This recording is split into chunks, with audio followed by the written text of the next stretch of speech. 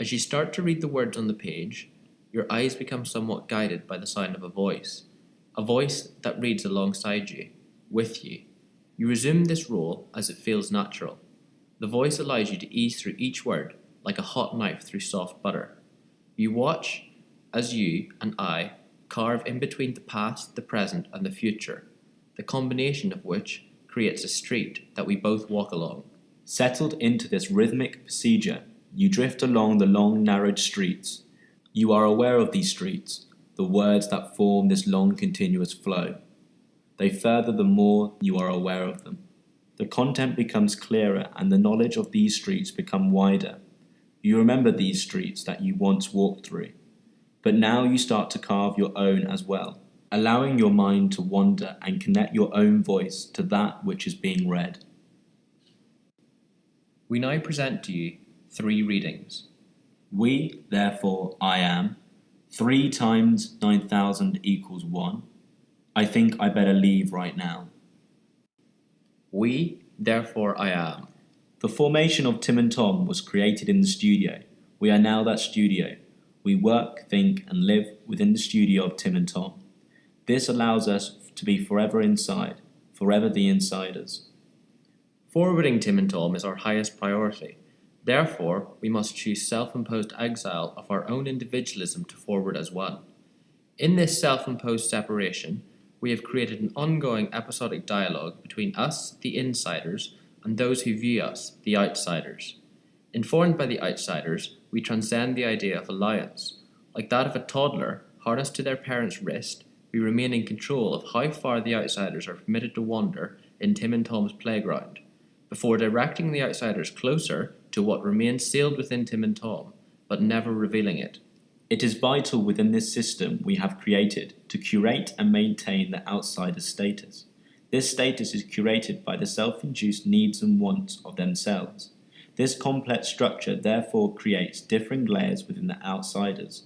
Consequently, they can be categorized in terms of their differing needs towards Tim and Tom, but coerced together by their want and thirst for insider information. They form a collective known as the outsiders. The suggestion of this information must be prevalent but never revealed. We call this the gap. The gap between the insider and the outsider is constantly presented, a presentation executed with precise insider information that will never fail to greet the outsider at hand. Doing is a vital form within Tim and Tom's practice. It provokes intellectual awareness and forms a process that can be methodically adapted and improved through continual episodes. Without doing comes stagnancy and unawareness. Therefore, it is essential for Tim and Tom to continue stimulate the needs and wants of the outsiders. Only then can we equip ourselves with the insider knowledge to form an appropriate response. The correspondence between the outsiders and the insiders fluctuates depending on the insider's actions. Therefore, the actions must be maintained at a high level of preciseness. Informed by the outsider's response to Tim and Tom's ongoing dialogue, we have calculated a rhythmic procedure of collating and consuming this information. This information is then used alongside the differing status between Tim and Tom, the insiders, and the outsiders, to create an imbalance which stimulates the outsiders to want more. As well as stimulating a want, the need of these outsiders must be catalogued and then contorted. The need of the outsider has a strong correlation in determining the roles within the outsiders. This poses a direct necessity to intensify their observation and action towards Tim and Tom. But in this intensification, the gap between the insider and outsider also intensifies. The outsider cannot reciprocate this analytical judgment that Tim and Tom possesses, and therefore the gap has become that of a one-way mirror, coercing their self-frustration into their own consciousness. This clouding of an awareness increasingly coerces the outsiders the closer they engage. 3 times 9,000 equals 1. Tim and Tom have decided to contain their proposal in a presentational show full of animations and delights, the choice of which will aid you and your understanding and therefore cast some light on the proposed antics which are about to be set before you. However, before we start, we would like to set our scene. On first discovery of this event, we were confronted by the framework in which this occasion will enact under. The framework was that of an exchange, a Tate Exchange. Working with this title in mind, we began to analyse its relationship to an Art school. specifically concentrating on the term Exchange. An exchange denotes the idea of an act in which the giving of something receives another in return. The act is achieved when the value of both trades are equal to each other. Therefore, an equilibrium of gifting must be required in order to achieve the act of an exchange. So, what's the relationship between an exchange and the construction of an art school? Good question. The exchange within an art school is made up of three elements related to the gift: to give, to receive, and to reciprocate.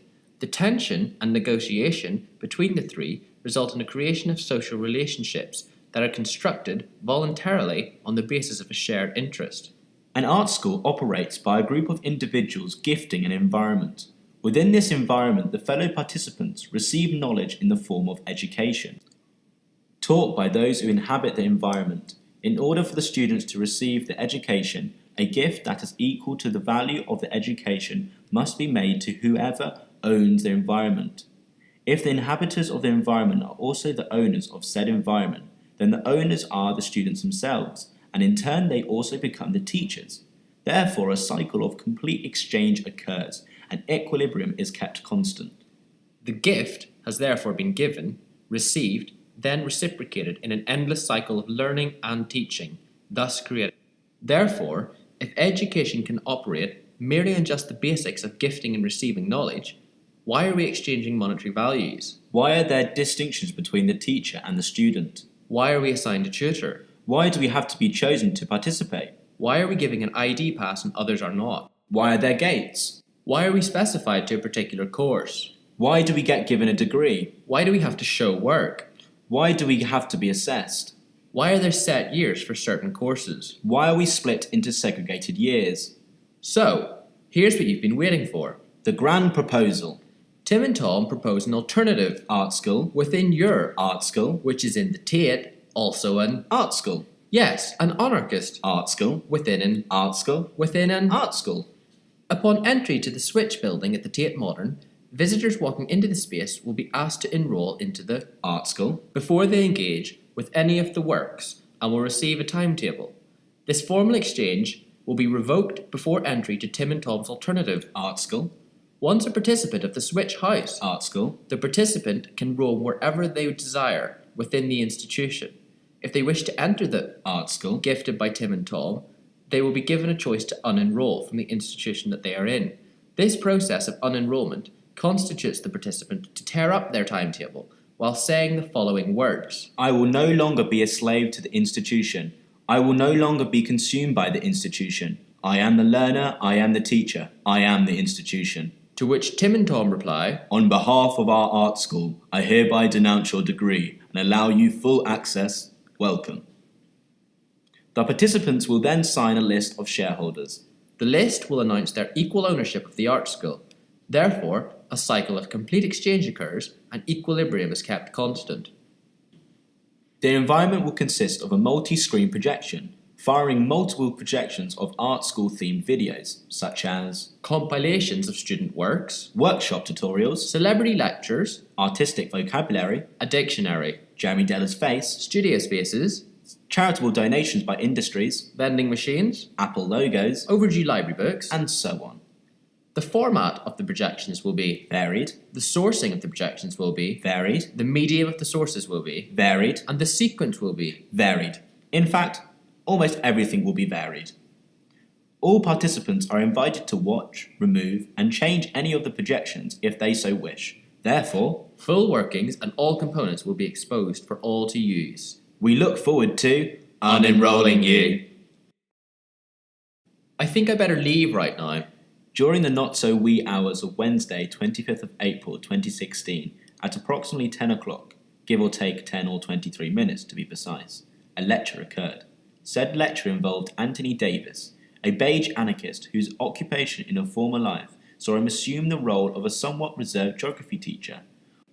Although passionate for his field, This role kept him suppressing great feelings of frustration towards a secret passion for sculpture that he sadly failed to pursue, instead crippling under the weight of a greater institutional structure known as AQA GCSE Geography. Accompanying Anthony's reincarnated soul stood Gary Perkins, a ferocious grey squirrel-like character, albeit with a soft nugget core, who often frequents sites of extreme scaffolding splendours, seeking satisfaction of a violent scaffolder versus an artist kind. Both men, barely alike in any dimension or universe, did however share one commonality, and that of course was their status as credited fine art tutors of the also finely credited establishment known as Central St Martin's, or for those who bask within the walls of its glory, simply CSM will suffice. It was during this lecture that I began to construct a debate that questioned the very foundations of an educational institution, the situation between I and them, the student and the tutor. The ecosystem that I had found myself tangled up in at that very moment was that of a controlled environment. As I sat there, pondering the following factors from inside one of CSM's incubators, I firstly noted how zero discussion on the lecture location was offered, with the only information distributed being that we were encouraged to meet in a location that was primarily predetermined by the institution, allowing only a specific window of limited opportunity. This opportunity was further contorted by the tutors and the course itself, in a sort of twisted tag team gameplay of tug of war. The rules of this game were also predetermined by the game players, leaving me to rely solely on the information that was being circulated in that very room. Information sourced and chosen directly by the institution itself, forming a sort of force-fed literature food chain in which I formed a latter species. I assumed this species as I was expected to. A singular duck who found himself captured amidst his peers, inflicted in great distress, while the literature-pumping pipe penetrated his throat, inundating his body in information, choking him into acceptance, all in order to produce the foie gras of the contemporary art world. I suppose what naturally falls into question following this epiphany is the status of the two tutors stood in front of me. How could I possibly form a debate between them and my fellow peers using the authority and position of the tutor to my advantage? Armed with this questioning, I manifested an idea that would bring me to directly confront these issues regarding tutorial status and role.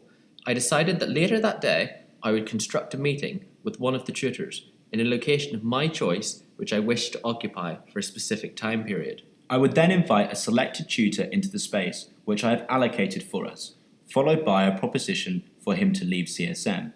Then and there the tutor would be confronted with a decision. Either he would turn around without any notice and vacate the building immediately, or he would refuse this request and continue with his institutional protocol. Either way, the decision was solely his to take. I had, of course, acknowledged that there may be prior commitments to the establishment that would prevail, consequently swaying his decision towards remaining within the building, at least until his contractual obligation and duty as a tutor was fulfilled. Also accountable in his decision would be his legal requirement to see out his professional time that must be allocated to the students, a time frame formulated by the institution itself. Therefore, I would offer a proposal in his absence. I would explain how one of the two tutors would remain and carry on their role as a tutor. With the remaining tutors and my peers, I would discuss the absence of the missing tutor in an informal chat. I would firstly announce why I had requested the tutor to leave, hopefully sparking a debate. Conducted correctly, this debate would go on to address how the tutor can still influence and guide our work whilst being absent and consequently allowing the debate to progress into a confrontation on the primary question: what is the role of the tutor? I would like to note that I do not have any so-called beef with the tutors. Rather, I believe that there has been many a time when art students have forced unnecessary stunts onto the staff, which, failing to result in a beneficial debate, has merely inflicted conflict between the tutor and the uninformed student opposing them. I want this role to be improved, not distanced. This is why I decided to allow the tutors in, allowing them to become a vital role within my practice, and posing this question to everyone, tutors and students alike. In order to present a clear context to the following anecdote, I shall have to inform you of what I was doing on that day of this proposition. I had, for the entire morning and afternoon, been taped together. The reasoning for this taping was so I could remain a whole and therefore not be fragmented into smaller groups of students, where my practice would have been at risk of temporarily falling dormant. Whilst in this taped state, I invited one of the tutors to a meeting in the staff club room. I believed that this would be a fitting environment that would equalise the status of myself, the student, and Anthony Davis, the tutor. This invitation was then followed by an offering of a glass of water, relaxing the situation to a mere chat, and not like that of an interrogation or formal tutorial. Having made the decision to chat to Anthony Davies and not Gary Perkins, I had made a prior effort of informing Gary of my preceding intentions, in order to eliminate any accusations regarding favouritism of tutors that may arise. I did not enter into the situation mentally blindfolded. I did consider the inevitability that the two would have to, want to, need to debate and talk about the offer I would soon propose to them, given their roles extend to that of a professional colleagues who must maintain a professional and efficient working relationship built on mutual agreement. I proceeded. In asking Auntie Davis if he would kindly release me from the tape, a small gesture with great interaction occurred, consequently eradicating any limitations of involvement. This was now a collaboration, and the meeting could now progress into an informal and educational debate centered around asking him to leave. The discussion with Anthony Davies was predominantly used as a means of understanding one another. I discussed the implications of what I wanted of him, how I wanted him to leave, when I wanted him to leave, and why I wanted him to leave. After addressing my proposition, a discussion on how we would proceed with it ensued. A resulting meeting with Gary Perkins and Anthony Davies was proposed, an imminent event which I had foresaw and one in which I had hoped for. This meeting would be used to inform both tutors of our proposal. I decided it was best for them to go ahead with this meeting in my absence, therefore allowing topics to be discussed without any implications of institutional information leakage, allowing them to chat freely and off the record, away from the presence of a student. This was agreed. After this meeting, Anthony would then inform me the next morning of the events and topics that informed their chat. The next morning, having now been informed of what was discussed during Auntie Davis' chat with Gary Perkins, I would like to propose a challenge to the idea of a contemporary art school. In a world where education has become a product to be sold, with students now regarded as customers and learning hastily being parcelled up into units measured by commercial transferability, what kind of place has the art school become? As one of the main headquarters on this long industrial factory line, Central St. Martin's needs to reawaken from its dormant status and re-inundate itself in radical proposal. An art school curated by the students, for the students, is vital in establishing an environment where the relationship between learning and its effects are not predetermined by those in contractual administrative positions. Tutors are allocated to students not through a choice of our own, but chosen by the upper spectrum of the art school hierarchy, through an employment process not informed by the very market who keeps these employed in employment. Students must be attentive in moments of disruption, shifting the parameters of what is reasonable or even possible. I now ask you this: what would happen if we were to interject someone not affiliated with the art school bubble? Swap a tutor for a postman, for example.